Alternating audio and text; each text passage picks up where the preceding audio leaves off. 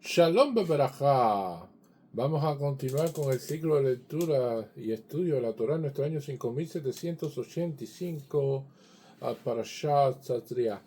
Y vamos a seguir donde nos habíamos quedado el año pasado. Dice así.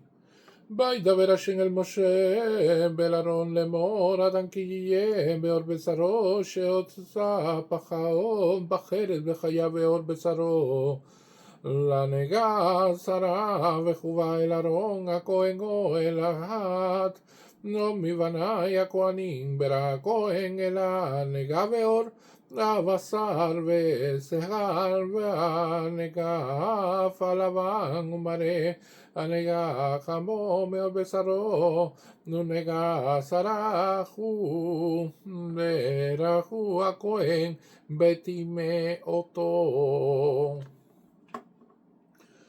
Habló Hashem a Moshe y Aarón diciendo, si una persona adoleciere en la piel de su carne de una set o una zapajat o una bajeret, haciéndose en la piel de su carne una llaga de zarat, será llevada a Aarón el Cohen o a uno de sus hijos los Coanim, y observará el Cohen la llaga en la piel de la carne. Si el pelo en la llaga se ha vuelto blanco y el aspecto de la llaga es más profundo que la piel de su carne, una dolencia de zarat es. Lo habrá visto el Cohen y lo declarará impuro. Y esto es uno de los planteamientos que trae la Parashá Shavua, que le habla a Moshe y a Aarón.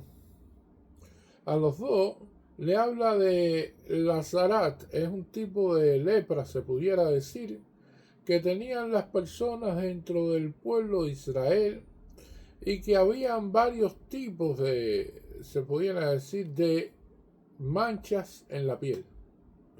Una más blanca que la otra, una más consistente que la otra, y que Aarón a Cohen era la persona calificada para poder examinar este tipo de enfermedad, este tipo de lepra, que se llama zarat. Y una de las cuestiones que aparece en Pasú, que nuestros sabios dicen, Adán ki yebe or, dice, si una persona obedeciera en la piel. Y esto es una de las cuestiones interesantes, porque generalmente cuando se trata el término de una persona se dice ish, no se dice Adán. Cuando se refiere al término de Adán, significa que los goyim no padecen de este tipo de enfermedad, que solamente se refiere a los integrantes del pueblo de Israel. Y a los integrantes del pueblo de Israel que sean también ashuf, o sea, con una importancia, con un nivel de santidad alto. Cuando se refiere a la terminología de la Torá, Adán. Porque no hay palabra de más ni de menos, todo tiene una explicación y están puestas con una precisión muy grande con respecto a lo que quieren decir. Entonces esto significa de que solamente los integrantes del pueblo de Israel van a padecer de esta enfermedad. Ahora, esta enfermedad es una curiosidad porque es una enfermedad que se manifiesta de manera física, pero que está causada por cuestiones espirituales. Y las cuestiones espirituales son las mismas las que te pueden traer la sanación. Esto es una de las cuestiones que en sí ya de por sí es un milagro, per se pudiera decir. Porque es una enfermedad que solamente surge a partir de una averá, o sea, de un pecado. A partir de que una persona comete algún tipo de pecado, alguna situación en la cual falla, entonces, a partir de ese pecado en su comportamiento va a aparecer un problema físico. Y cuando la persona se arrepienta de sus pecados y que haga el ciclo de Teshuvá, entonces desaparecerá el problema físico que le fue como tal infligido con esto. Y esto es una de las cuestiones interesantes, porque esto nos da una medida de cómo funciona el mundo. Porque hay castigos que son para la gente importante. Hay cosas que son para la gente importante. que la gente que no tiene esa importancia, que no tiene esa relevancia, no tienen por qué ser castigados.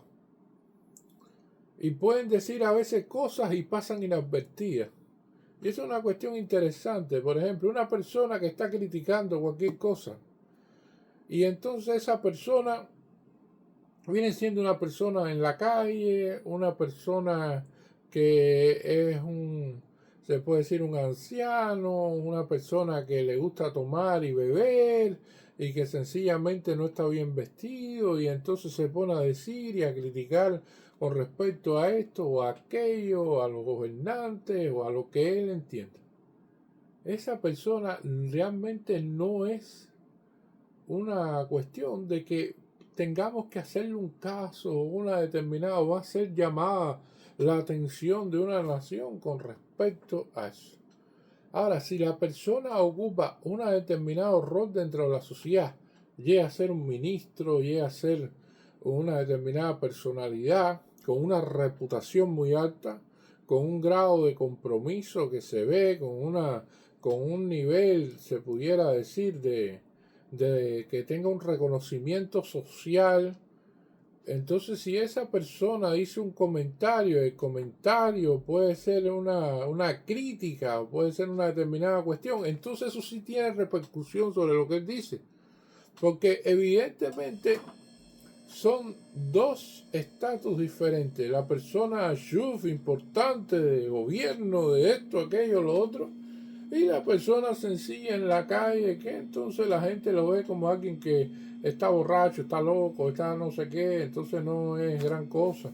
Y esto es una de las cuestiones en las cuales vamos a ver aquí en la Sará, en la lepra. O sea, éramos un pueblo en ese nivel tan santo que una persona hablaba la Shon Hará, o sea, hablaba más de otra persona, y ya eso es suficiente para que tengas lepra. Suficiente para que seas castigado con Sarat. Y suficiente para que entonces tengas que hacer un proceso de teshuva. Y esto es un nivel se puede decir, de castigo a un nivel muy elevado. Porque por una persona hablar cualquier cuestión de estas, entonces ya era castigado de esta manera. Y esto es muy, muy interesante. Por eso es que decimos de que, bueno, eran personas muy importantes y esas personas muy importantes llevan un castigo determinado que también es importante porque es de acuerdo al estatus de la persona, lo que representa su reputación, así será su castigo ante la situación en que fallara, porque se espera mucho más de él. Hay un grado de confianza, hay un voto que se le ha dado, hay un nivel que él ha alcanzado y que por lo tanto hay cosas que no están a su nivel y que están por encima ya, y él ha incumplido se pudiera decir, con lo que se espera de él.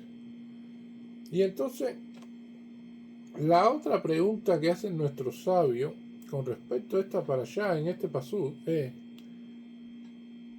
¿por qué Aarón el Cohen y sus hijos son los únicos que pueden determinar quién tiene Zaharat o no? ¿Por qué no puede determinar quién tiene Zaharat, por ejemplo, Moshe Rabbeinu o otras personas dentro de la tribu de Leví, personas importantes, o otras personas dentro del pueblo de Israel? Si vamos a pensar, los Kohanim son personas que no estudian medicina generalmente, no son dermatólogos, no tienen que ver con las cuestiones de las enfermedades de la piel. Y entonces, ¿cómo es que ellos son los únicos que están facultados para determinar si una persona es impura o no? ¿Cómo ellos pueden determinar que una mancha es impura o no? Y esto es una de las cuestiones, las explicaciones que dan los sabios con respecto a esto. Hay varias. Te dicen primero que es una Gezerá Akatuf. ¿Qué significa Gezerá Akatuf? Que es una cuestión escrita así en la Torá, un precepto como tal de la Torá, y que esto no tiene cuestionamiento y es así como viene definido. Pero hay personas que quieren profundizar un poco más, quieren una explicación todavía más detallada, y ellos te dicen, bueno, el Cohen tiene un sejú de ver la Zaharat y reconocerla porque los Kohanim no fallaron hablando Lashon Hará en el pecado del Het Aigel. Ahí vamos a ver en el pecado del becerro de oro que la única tribu que no falló en ese pecado fue la tribu de Leví. Entonces dice, si los Kohanim no fallaron en ver ese pecado, entonces ellos no acometieron ese pecado y entonces ellos pueden dictaminar quién tiene Sará. Y esto es una cuestión importante. Para poder determinar una cuestión de este tipo, tiene que ser una persona que no lo tenga. Una persona que no haya cometido ese error. ¿Qué pasó?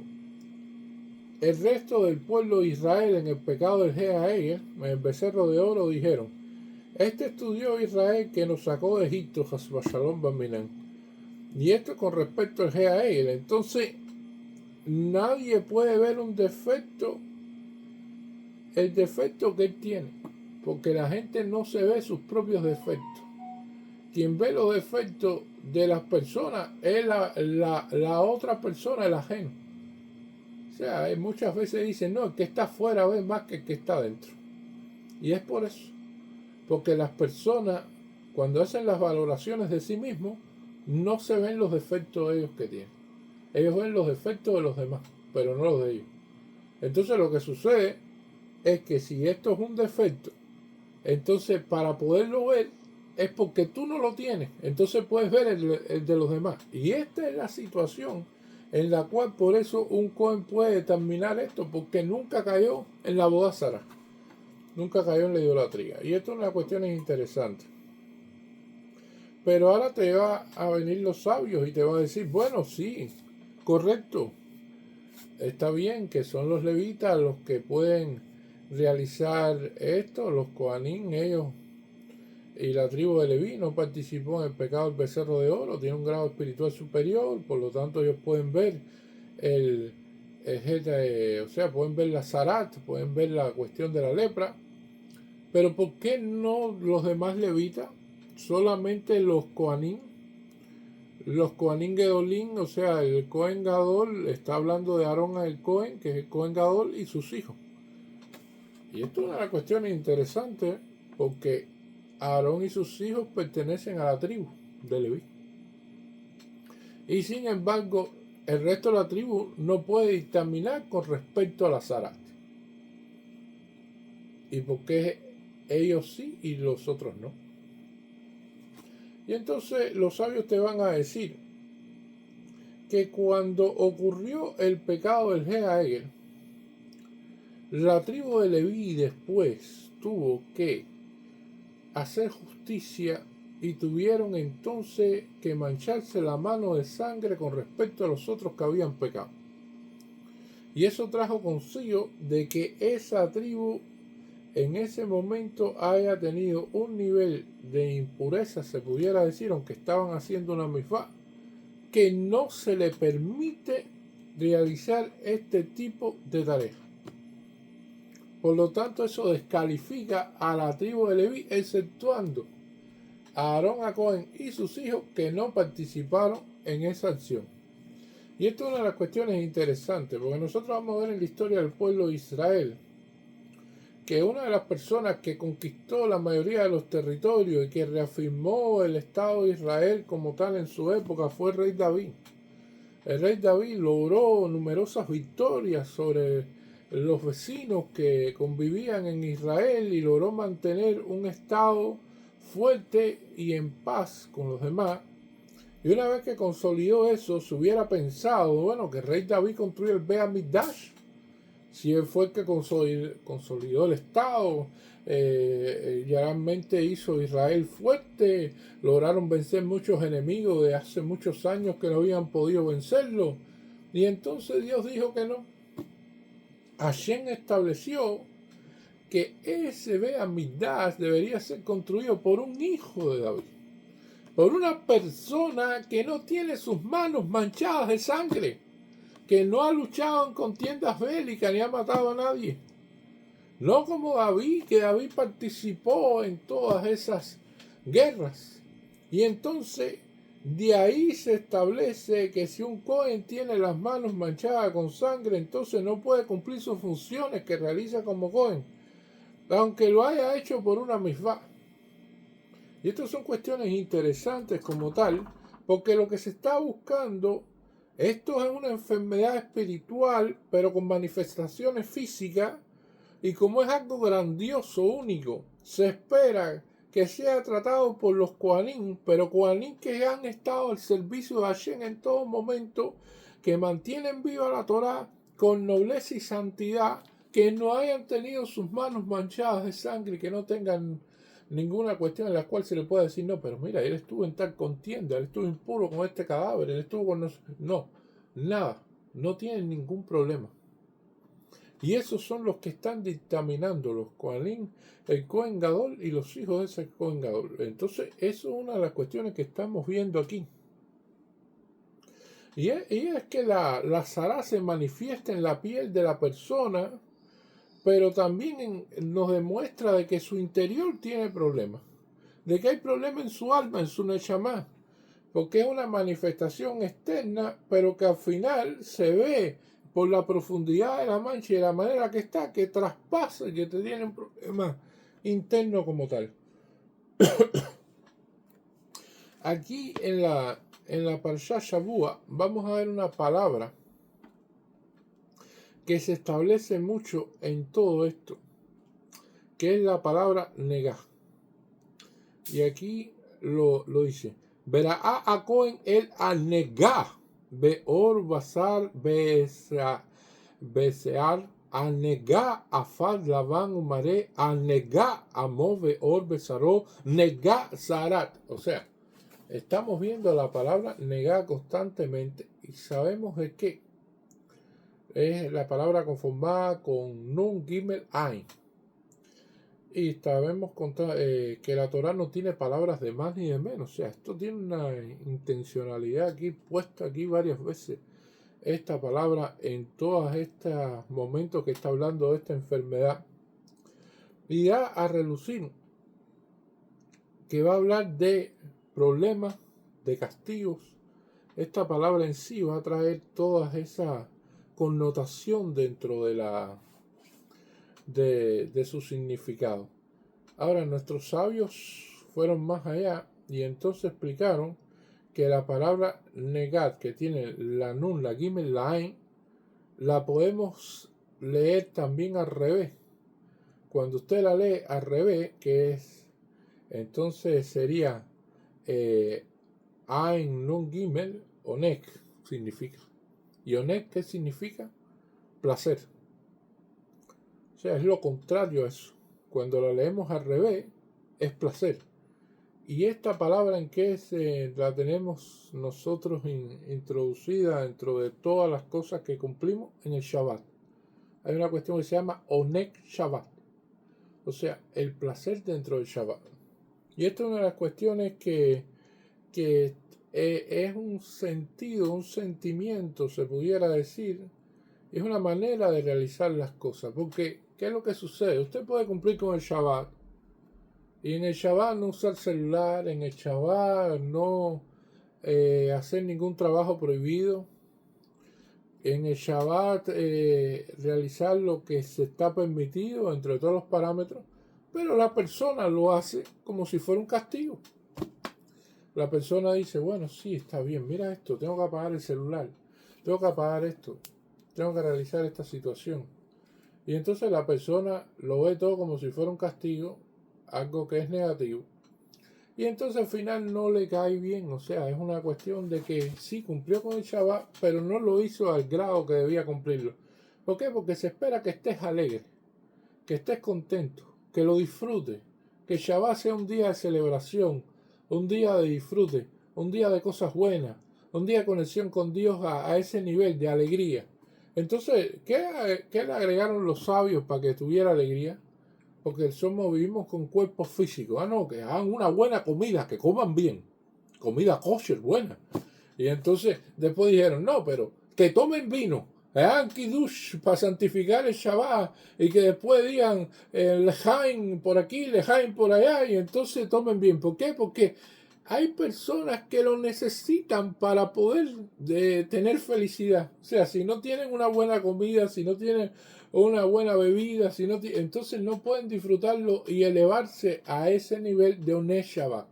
Entonces ahí los sabios establecieron todas estas cosas de Sudá, de Shabbat, de Kiddush, de hacer todas estas cosas por medio de cosas que son importantes, ¿no? Y que ya quedan en el corazón de las personas. Las personas que disfrutan Shabbat ya están esperando cuando salen de un Shabbat, ya quieren el otro Shabbat. Y ya quieren disfrutar ese viernes, ya quieren comer esas buenas halot, ya quieren tener esa buena ciudad, ya quieren compartir con los amigos y hablar después de la ciudad y tomar y entonces ya hay algunos que les gusta dormir y en Shabbat también hay placer de dormir por la tarde y entonces también otra de las cuestiones que se establece como Nes Shabbat. Y esto es una de las cuestiones fundamentales porque es que le da el sabor al proceso de cumplir con la mitzvah. Y así, una persona, cuando cumple cada Shabbat, sí, y cumple la mitzvah con honet, no lo ve como un...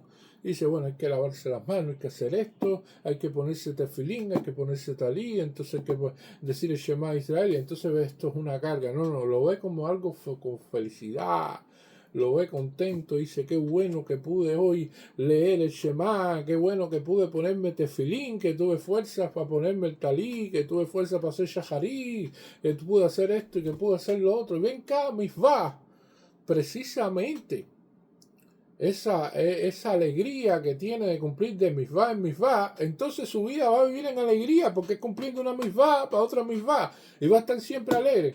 Porque ¿qué es lo que es opuesto a esto? Los problemas.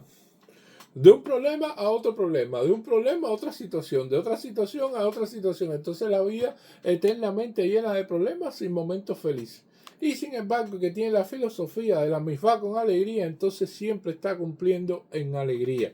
Y esto es una de las cuestiones que dicen nuestros sabios. En Rosh Hashanah está decretado qué es los problemas que vamos a tener, cuáles son los bayat que vamos a tener durante el año.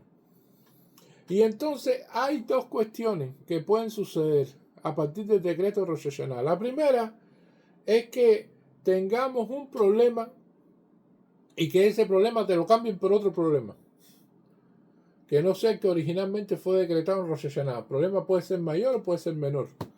O la segunda, que entonces cuando agarres este onek Shabbat, este onek de mitzvot, este placer, entonces tengas tanta alegría y tanta felicidad cumpliendo mitzvot, que entonces Hashem ve el gen, que es gen, la gracia, sobre ti. Y entonces, ¿cómo tú te conviertes en una persona graciosa ante Dios? Bueno, con eso, con esa felicidad, con esa alegría cumpliendo sus mitzvot.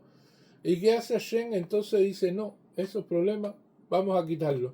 Y así inclusive es como se puede después de Rosh Hashanah cambiar un veredicto y cambiar alguna función o por alguna situación de Bayat. Y entonces por eso siempre decimos que tengamos siempre onek, o sea, que tengamos siempre placer en cumplir con las mitzvot y que se elimine todo lo que es el negaj, todas estas cuestiones de problemas y castigos. Amén, Yehid Ratzon, muchas gracias.